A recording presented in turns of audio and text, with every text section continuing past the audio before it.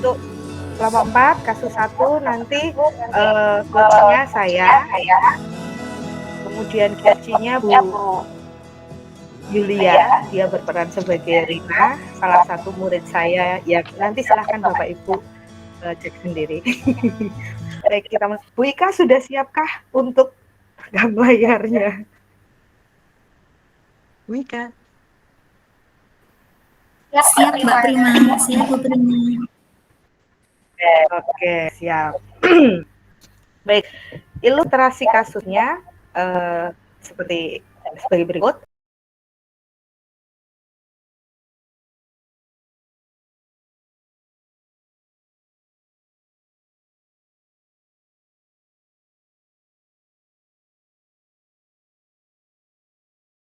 Seorang guru sangat memahami jika Rina, salah satu muridnya, berbakat dalam pidato bahasa Inggris.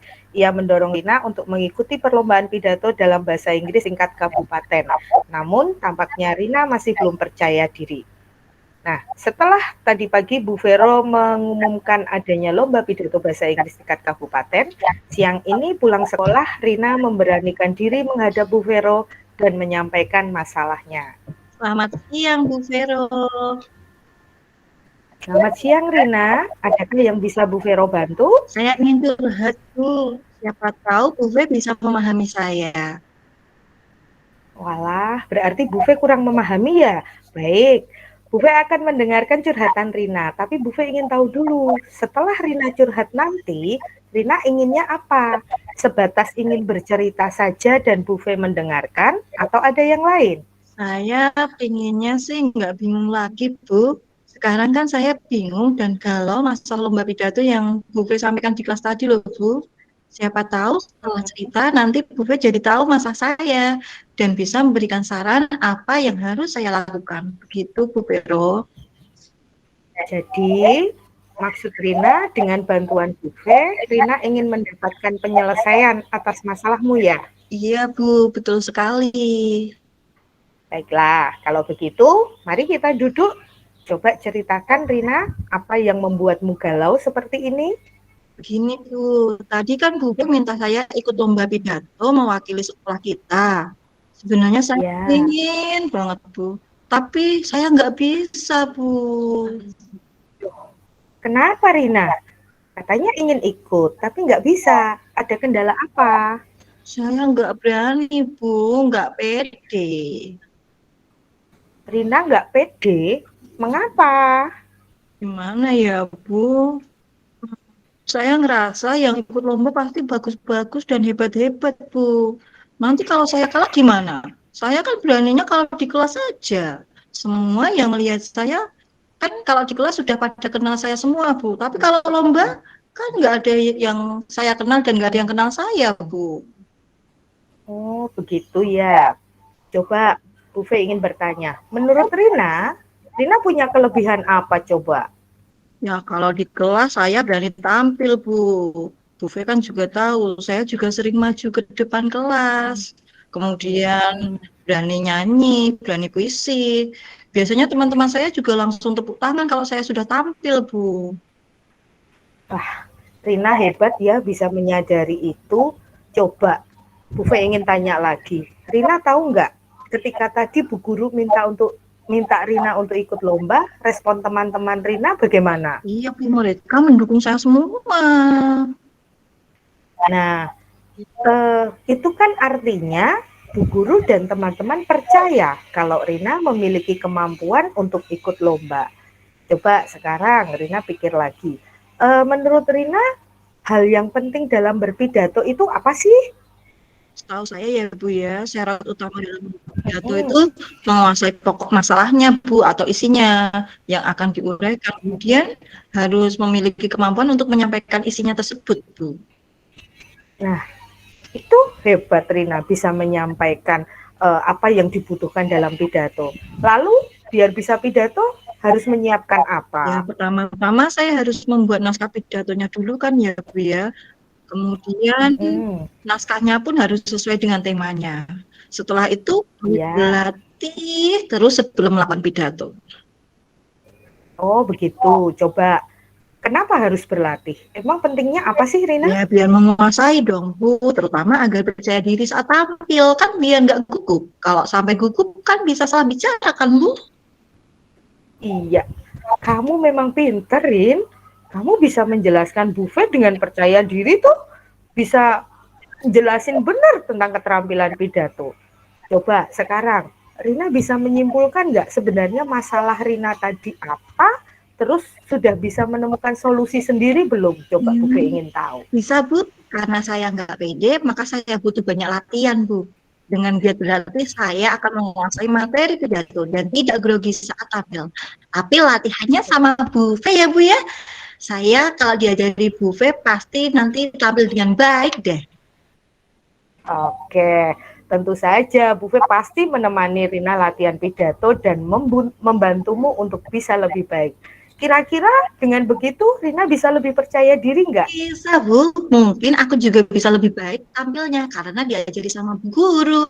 Dulu waktu praktek pidato kan belajar sendiri. Nah, sekarang buat lomba diajari Buffet pasti lebih keren lagi ya, Bu ya. Wah, kamu memang keren loh, Rin. Tingkatkan lagi percaya diri kamu ya. Buffet yakin Rina punya potensi yang masih bisa dikembangkan.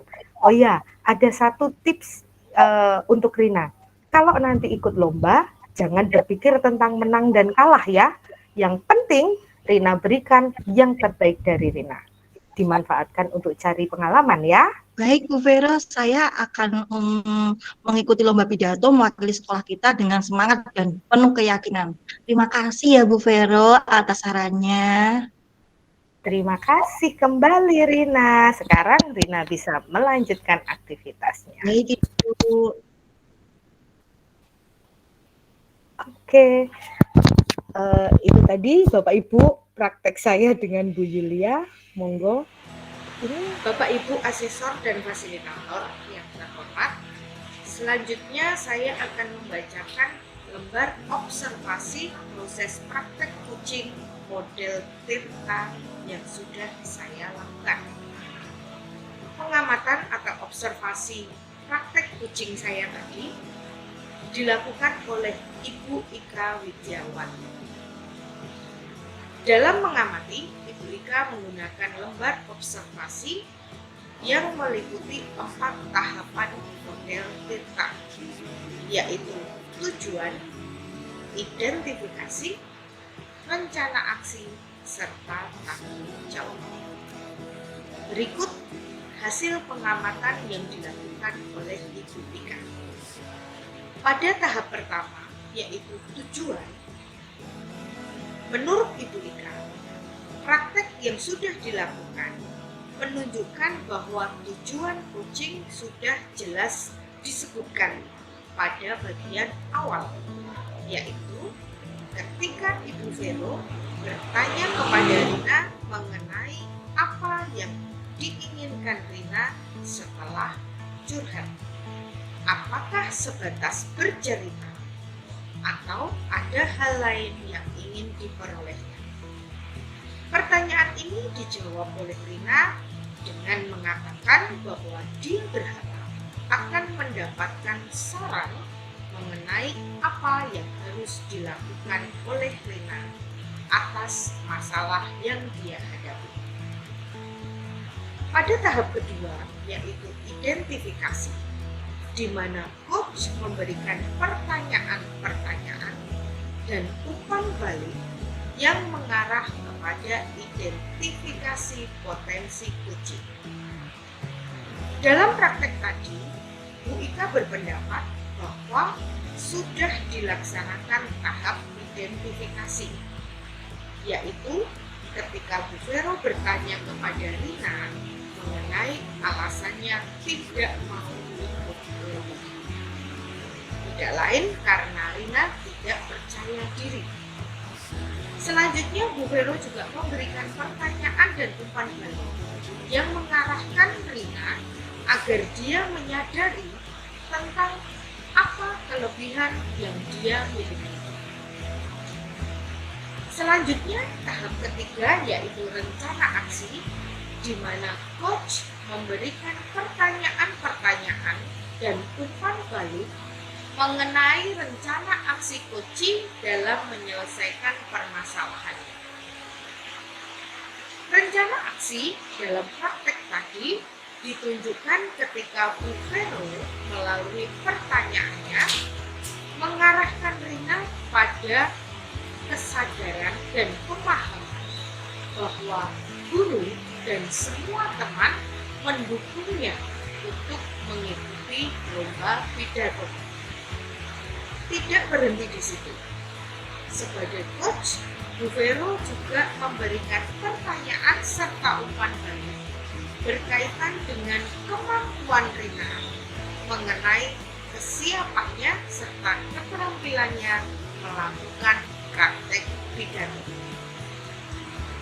Tahap akhir model Tirta adalah tanggung jawab. Pada tahap ini, coach memberikan pertanyaan dan umpan balik mengenai komitmen coaching dalam menjalankan rencana aksinya. Bu Ika berpendapat bahwa tahap tanggung jawab dalam praktek tadi dilakukan oleh Bu Vero melalui pertanyaan agar Rina mampu menyimpulkan permasalahannya dan dapat menemukan sendiri solusi atau penyelesaian atas masalah tersebut. Selain itu, Bu Vero juga memberikan pertanyaan mengenai komitmen Rina dalam mengikuti lomba pidato. Pertanyaan ini dijawab oleh Rina dengan hati yang mantap dan penuh percaya diri bahwa dia akan mengikuti lomba pidato. Demikian hasil pengamatan yang dibuat oleh Ibu Ika. Praktek coaching model Tirta telah saya sajikan. Semoga Bapak Ibu asesor, fasilitator, serta Bapak Ibu guru yang melihat video ini dapat menambah wacana mengenai teknik coaching. Semoga bermanfaat. Mohon maaf jika ada hal-hal atau kata-kata yang tidak berkenan. Terima kasih.